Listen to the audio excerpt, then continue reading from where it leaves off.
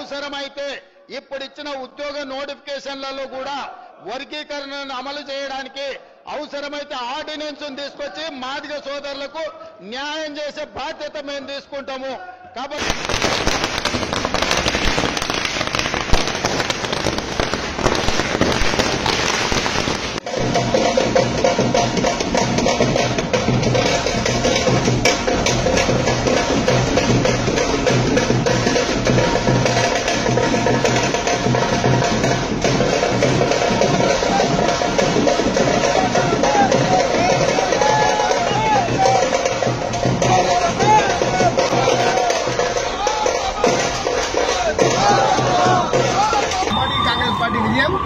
ఇప్పుడుంది అసలైన ఆట. ఇక వాస్తవానికి కాంగ్రెస్ పార్టీ అక్కడికి ప్రజలకు కట్టుబడి ఉండే ఈరోజు కట్టుబడి ఉంది.